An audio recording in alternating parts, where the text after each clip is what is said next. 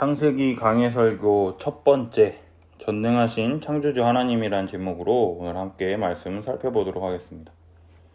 창세기는 대한민국 교인이라면, 아니 하나님이 태초에 천지를 창조하시니라, 이 말씀은 교회를 다니지 않는 사람들도 외우고 있는 가장 유명한 구절이 아닐까 생각합니다. 하나님이 천지를 창조하시고 에덴 동산에서 아담과 하와를 만드시고 선악과를 두셔서 선악과를 따먹음을 통해서 죄가 이 땅 가운데 들어왔다고 하는 이 모든 내용은 이 불신자들도 다 아는 이야기라는 것이죠. 또한 신자들은 교회를 다니면서 성경을 읽어야 하니 새해 첫날 다시금 성경 일독을 하겠다는 이 굳은 마음으로 성경 제일 첫 장인 이 창세기 1장 1절을 펴고 제일 시작하기 때문에 대한민국에서 가장 많이 읽은 성경 구절이 아닌가 생각이 들 정도로 우리들에게 친숙한 구절이지만, 정작 태초에 하나님이 천지를 창조하시니라, 이 말씀이 무엇을 말하고자 하는지 제대로 알고 믿는 성도들이 별로 없다라는 것이 참 아이러니한 일이라는 것이죠. 창세기 1장 1절을 믿느냐 믿지 않느냐를 통해서 신자와 불신자로 나뉘게 되는 것을 보게 됩니다. 하나님이 세상을 창조하셨다라는 것을 믿는 창조론자가 될 것이냐, 아니면 인류가 원숭이로부터 진화를 통해서 발전하게 되었다라고 하는 이 다윈의 진화론을 믿을 것이냐. 여기서부터 이 세상을 바라보는 관점, 이 세상을 살아가는 가치관, 모든 것이 처음부터 끝까지 나뉘게 된다라는 것이죠. 따라서 오늘 창세기 1장 1절부터 23절까지 말씀을 통하여 창세기에 나타난 이 창조주 하나님, 천지를 창조하시고 인간에게 복 주시기를 원하시는 하나님의 계획과 뜻을 함께 자세히 살펴봄을 통해서 온 세상을 창조하시고 복 주시기를 원하시는 하나님에 대해서 알아가는 귀한 시간이 되기를 축복합니다. 본문 1절은 태초에 하나님이 천지를 창조하시니라 시작합니다. 이것은 표제어예요. 선언이에요. 태초에 하나님이 천지를 창조하셨다라고 시작하고 선언한다라는 거예요. 태초에 라고 번역된 단어가 영어 성경을 보면은요, In the beginning God created the heavens and the earth, 이렇게 나와 있어요. 하늘과 땅을 창조하신 하나님. 근데 그 하나님을 뭐라 그러느냐? In the beginning God이라고 한다라는 거예요. 하늘과 땅을 창조하신 이 하나님이 이 세상을 지으시고 시작하신 분으로 하나님을 묘사하고 있다라는 거예요. 하나님은 이 세상 모든 만물을 창조하신 전능하신 하나님이시라는 것을 이 1절을 통해서 알 수 있다라는 거예요. 이 창조하다라고 하는 이 히브리 단어 바라, 이 바라는요, 오직 하나님께만 사용할 수 있는 단어라는 거예요. 신적 동사예요. 하나님에게만 바라라고 하는 동사가 사용될 수 있다라는 거예요. 우리가 진흙으로 도자기를 막 만드는 것처럼 이미 존재하는 것을 진흙을 가지고 가공하고 재창조하는 것이 아니라 무에서부터 유로 창조하신, 성경의 말씀을 따르면 알파와 오메가요, 처음과 나중이신 하나님, 따라서 이 세상을 시작하신 전능하신 하나님이시다라는 것을 알 수가 있다라는 거예요. 없는 것을 있게 하는, 처음부터 마지막까지 모든 것을 시작할 수도 있고 마칠 수도 있는 그 전능하신 하나님이라는 것을 이 말씀을 통해서 알 수가 있다는 거죠. 하나님은요, 아무것도 존재하지 않을 때 시간, 공간, 그리고 이 모든 만물을 창조하셨다라는 거예요. 이 하나님이 어떻게 이 시간과 공간과 이 모든 만물을 창조하실 수 있느냐? 오직 자신의 말씀과 이 전능하심과 그 하나님의 지혜로 이 세상을 창조하셨다라는 것. 따라서 이러한 하나님에 대한 믿음이 있는지 없는지에 따라서 하나님이 천지를 창조하셨다라는 것을 믿는다면 하나님은 우리가 드리는 예배의 유일한 대상자이시며 오직 하나님만을 의지하는 것이 마땅하다라는 거예요. 한번 생각해 보세요. 제가 로봇을 만들었는데 로봇이 지 멋대로 작동한다고 한번 생각해 보십시오. 그럼 그게 로봇입니까? 뭐예요? 고철 쓰레기인 거죠. 고철이잖아요. 쓸모가 없는 거잖아요. 지 멋대로 움직이는데. 그러면 제가 그 로봇을 어떻게 하겠습니까? 부셔버리든 고물상에 팔아넘기든 아니면 부셔서 다시 재조립을 하든지 주인 마음인 것이죠. 따라서 우리가 하나님이 창조하신 피조물이라는 것을 인식한다면요, 우리는 하나님의 뜻인 하나님을 예배하며 하나님을 영화롭게 하기 위하여 하나님과 함께 교제하기 위하여 애써야 한다라는 것이죠. 그것이 우리에게 가장 좋은 복과 안식이며 이것을 통해서 우리를 창조하신 하나님의 뜻을 더욱더 잘 알 수 있기 때문이라는 거예요. 하나님과 관계 맺음을 통해서 더 많이 사랑하고 더 많이 알아간다라는 거죠. 연애할 때 왜 이렇게 여자친구를 자주 만납니까? 왜요? 보고 싶으니까. 사랑하니까 더 알고 싶고 더 가까이 있고 싶고 더 함께하고 싶은 것처럼 우리도 하나님을 더 알기 위해서 더 애쓰며 하나님의 뜻에 순종하기 위해서 더 노력한다라는 거죠. 이것이 바로 우리가 창조주 하나님과 다른 우리의 피조성이라는 거예요. 피조성. 이것은 다른 말로 의존성이라는 거예요. 우리가 하나님께 의존해야지만 하나님이 주시는 복과 은혜, 하나님의 뜻을 더욱더 깨달아 행복한 삶을 살아갈 수 있다라는 것이죠. 그러나 이 필요성, 이 의존성을 싫다고 내팽개치고 내 뜻대로 내 마음대로 할 거야, 내가 하고 싶은 대로 할 거야, 자기중심성이 바로 이 죄라는 것이죠. 이 필요성과 자기중심성이 우리 인간에게 있어서 해결해야 될 가장 큰 죄악이라는 것이죠.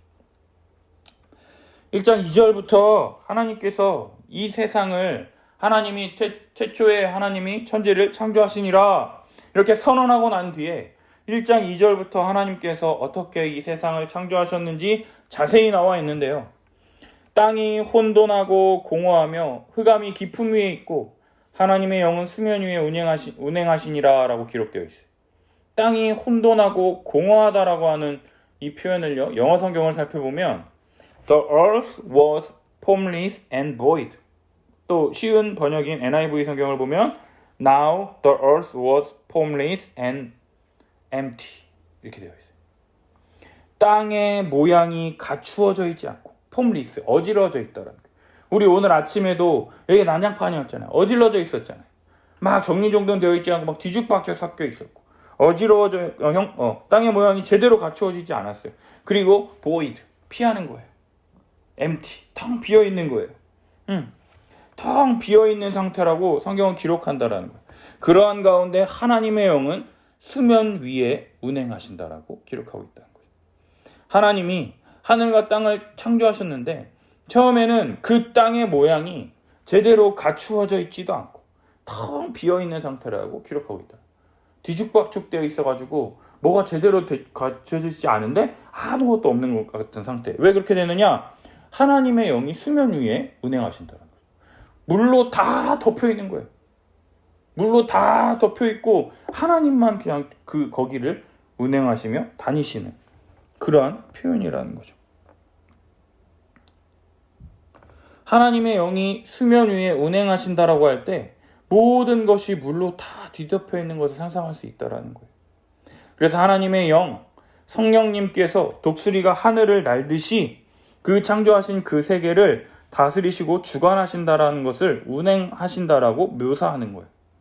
따라서 1절에 하나님께서 태초에 천지를 창조하시니라라고 말할 때 하나님이 시간과 공간 그리고 모든 만물을 창조하셨을 때 땅의 모양이 갖추어져 있지 않고 아무것도 없는 것처럼 텅 비어있는 공간을 하나님께서 질서 있게 구분 지으시며 구분된 것들을 각자의 그 역할과 기능, 의미를 갖도록 하시는 것을 볼 수가 있어요. 어떻게 창조하시느냐?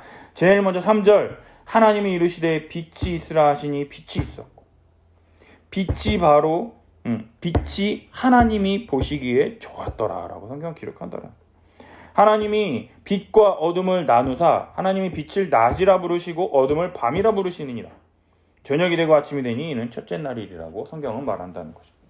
하나님은 첫째 날에 빛을 창조하시는 것을 볼 수가 있습니다. 이 빛은 해, 달, 별 등의 이 광명체가 내는 빛보다 더 근원적인 빛이라고 할 수 있다는 거예요.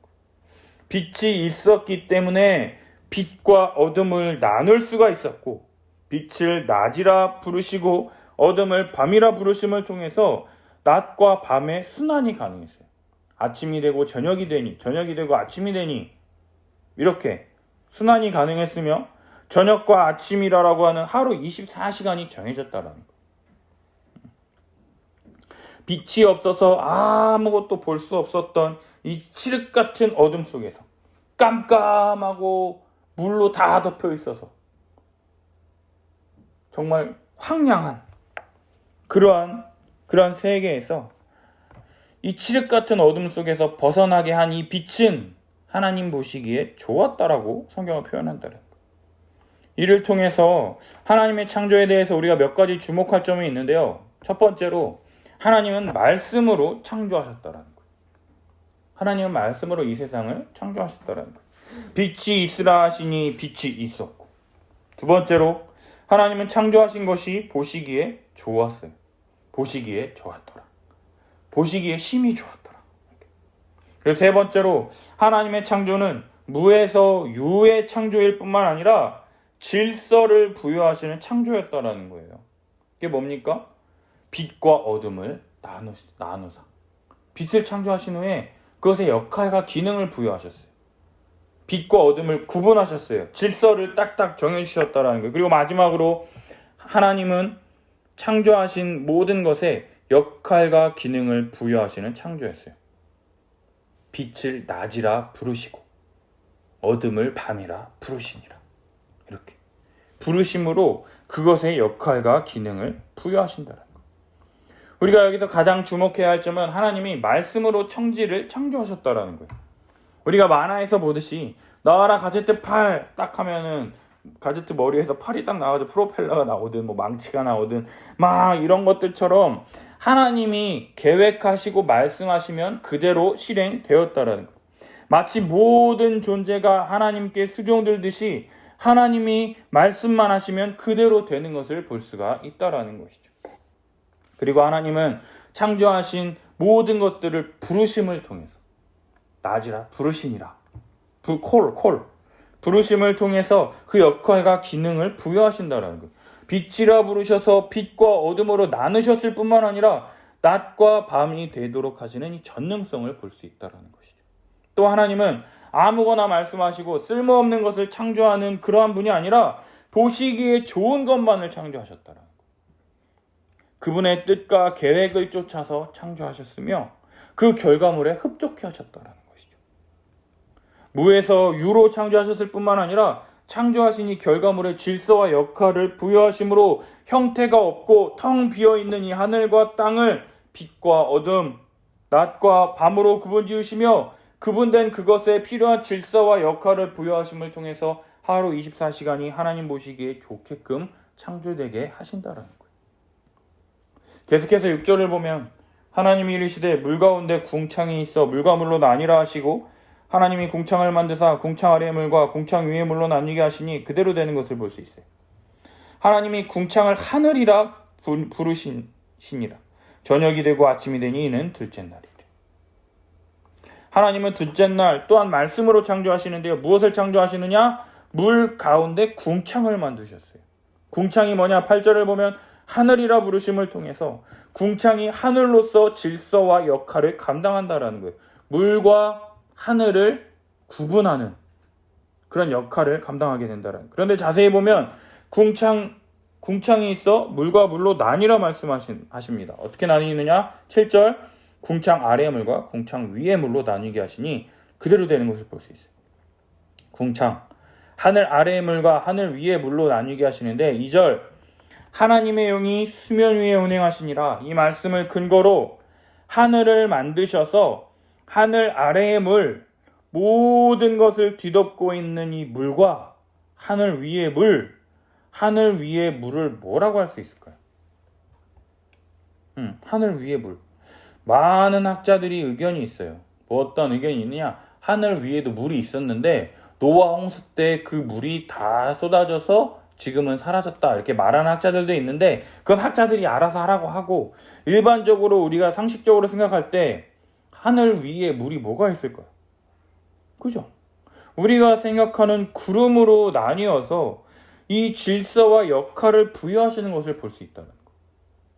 빛이 있으라 하시니 빛이 있어서 우리가 지금 태양이 바다를 비춰서 그 바닷물이 어떻게 됩니까? 증발해서 구름이 되고, 또 구름이 그 무거워지면 또 어떻게 됩니까? 다시 비를 내려서 다시 순환하고 순환하는, 우리에게 필요한 모든 것들을 이렇게 질서와 역할을 하실 수 있도록 이렇게 부여하시는 것을 볼 수 있어요. 따라서 하나님이 창조하시고 구분하신 이 하늘 위의 물과 하늘 아래의 물은 빛과 어둠이 함께 섞일 수 없듯이 하나님의 뜻대로 계속해서 유지되고 보존될 것이라는 것이죠. 계속해서 9절 살펴보면 하나님이 이르시되 천하의 물이 한 곳으로 모이고 묻이 드러나라 하시니 그대로 되니라. 모든 것이 물로 뒤덮여 있는 상황 속에서 그 묻을 하나님이 한 곳으로 모이라 명하시고 그 물이 한 곳으로 모이라 명하시고 묻이 드러나라 말씀하시죠. 그러자 하나님이 묻을 땅이라 부르시고 모인 물을 바다라 부르시니 하나님이 보시기에 좋았더라고 성경은 말한다라는 거. 2절 보면 왜 땅이 혼돈하고 공허하다고 했는지 이제 짐작이 되십니까? 땅이 물속에 깊숙이 처박혀 있고 빛도 없어서 아무것도 안 보이고 물반 고기반이 아니라 물로 가득 찬 그곳에 성령 하나님만 계신 그 상황. 한번 생각해 보세요. 참 암울하지 않습니까? 무서워서 못 살겠어요. 나 같아도 무섭겠어. 깜깜하고 우리 지민이가 불 끄면 엄마 하면서 막 울듯이 깜깜하고, 근데 또 물로 덮여 있어. 내가 거기 딱 놓여져 본다고 생각해보자. 춥고 그러면 당장 심장마비로 죽지 않을까요? 추워 무서워 이래가지고 참 그러한 상황. 그런 곳에서 물이 한 곳으로 모이고 묻이 드러나라 하시니 그렇게 드러난 땅에 하나님이 또 뭐라고 말씀하시느냐? 11절 땅은 풀과 씨 맺는 채소와 각기 종류대로 씨 가진 열매 맺는 나무를 내라 하시니 그대로 되어 땅이 풀과 각기 종류대로 씨 맺는 채소와 각기 종류대로 씨 가진 열매 맺는 나무를 내니 하나님이 보시기에 좋았더라. 저녁이 되고 아침이 되니 이는 셋째 날이라고 말한다. 아무것도 없이 형태도 없고 모양이 갖춰져 있지 않은 텅 빈 것 같은 이 황량한 하늘과 땅에 첫째 날, 둘째 날, 셋째 날을 통해서 하나님이 빛과 어둠으로 구분지으시고 하늘과 물로 구분지으시고 바다와 땅으로 구분지으심을 통해서 비로소 모양과 형태를 갖춰가기 시작하는 것이죠. 땅도 바다에서 드러나기만 했다면 그냥 진흙이나 뻘밭 아니면 아무것도 없는 이 황량한 상태였을 텐데 그곳에 풀과 씨 맺는 채소와 열매 맺는 모든 나무를 내라 하시니 그대로 되는 것을 볼 수 있어요. 고사리, 산삼, 도라지, 칡, 사과, 망고, 배, 딸기, 블루베리 다 셋째 날에 창조된 것이더라는 것이죠. 각기 종류대로 작은 풀떼기조차도 하나님의 창조 섭리 아래 다 존재하게 되었다라는 것이죠. 그리고 씨 맺는 채소, 씨 가진 열매 맺는 이 나무 등의 표현을 통해서 한번 나타난 이 씨 가진 열매 맺는 나무와 풀, 채소들은요 다시 한번 그들이 씨를 통해서 계속해서 번창할 것에 대해서 말씀해 주시는 것을 볼 수 있다라는 거죠. 우리가 3일 동안 하나님이 창조하신 이 과정을 살펴보면요 일정한 패턴이 있다라는 것을 우리가 알 수 있어요.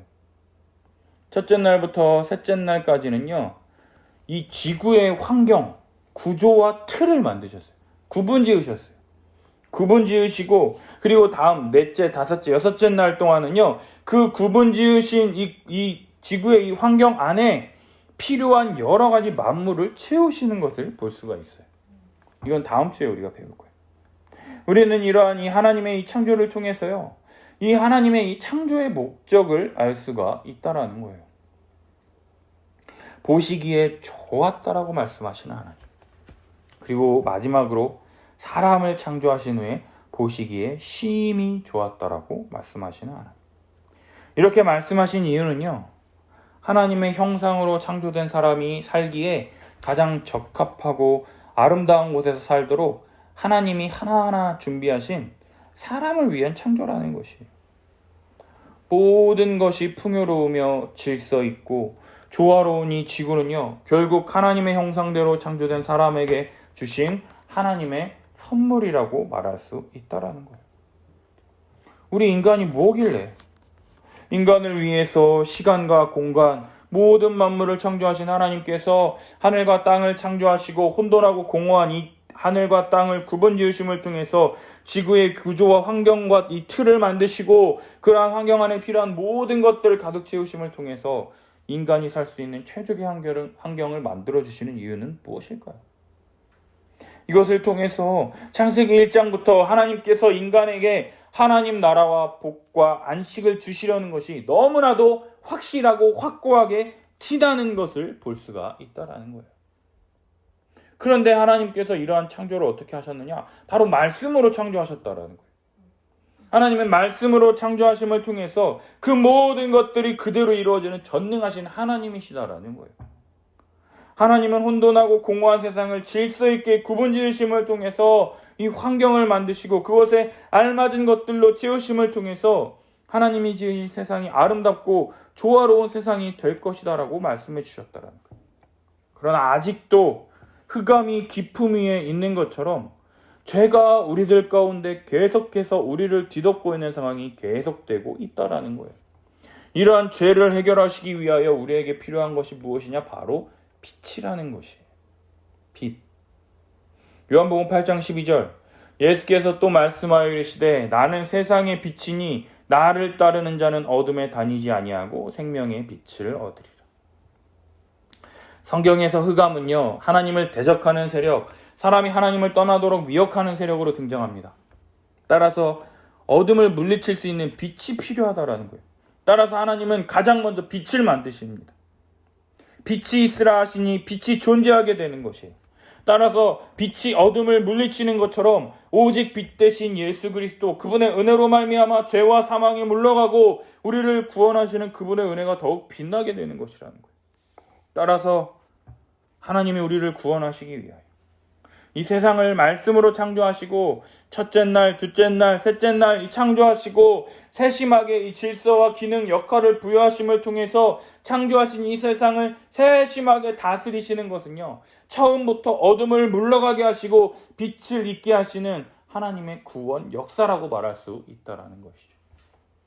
전능하신 하나님은 말씀으로 이 모든 만물을 창조하셨을 뿐만 아니라 이 혼란하고 텅 비어있는 것을 질서 있고 조화롭게 구분 지으셨어요. 또한 창조하신 것들을 이 부르심을 통해서 고유한 기능과 역할을 부여하셨다는 것. 따라서 지금 우리가 경험하는 하루 24시간, 낮과 밤, 하늘과 바다, 바다와 땅이 존재하게 된 것이에요.